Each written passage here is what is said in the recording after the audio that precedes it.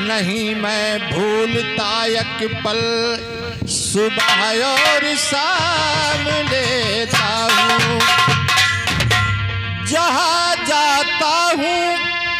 जाता हूँ सहारा तेरा लेकर के, कहीं गिरने लगूं तो तेरा दामन थाम लेता हूँ।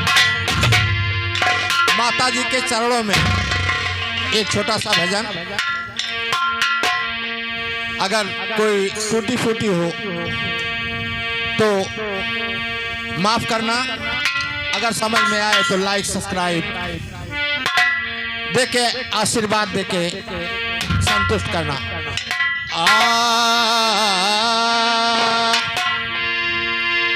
मैया गालापुर वाली, मैया गालापुर वाली महिमा महान है।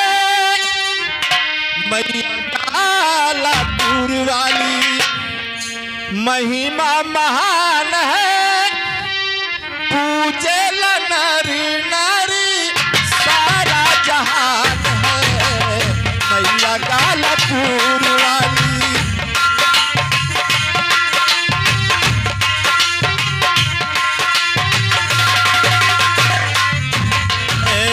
मैया गालापुर वाली महिमा महान है। पूजे नर नारी सारा जहान है। मैया गालापुर वाली महिमा महान है। पूजे नर नारी सारा जहान है। मैया गालापुर वाली महिमा महान है। पूजे नर नारी सारा जहान है। मैया गालापुर वाली,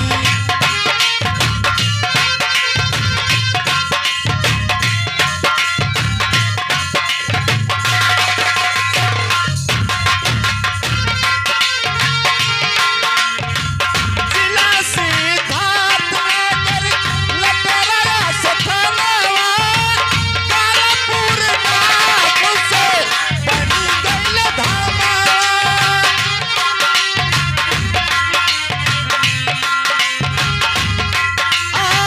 जिला सिद्धार्थ नगर लटेरा सथनवा, गालापुर नाम से बनी गइल धामा।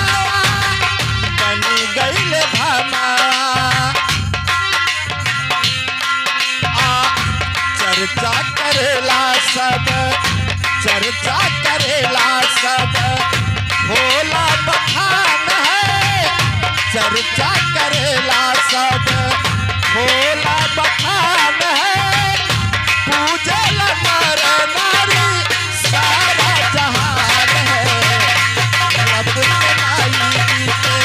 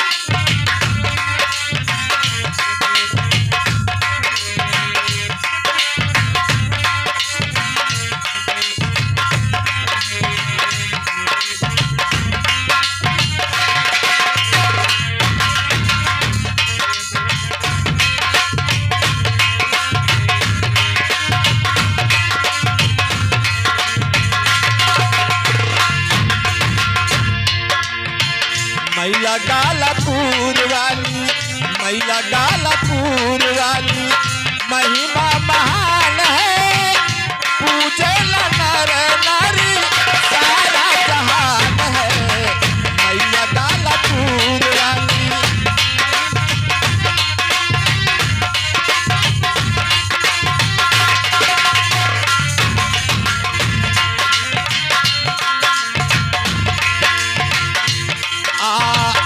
शिव जी के मंदिर बनल और यज्ञशाला, माई जी के नमवा बाटे बासिल कहाला।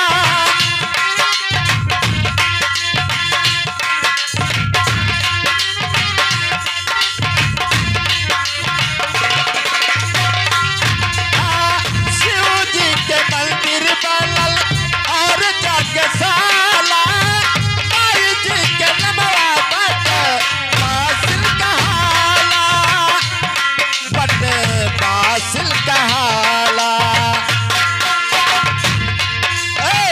अडर यादव भजन लिखे, अडर यादव भजन लिखे, गाँव रामपाल है, अडर यादव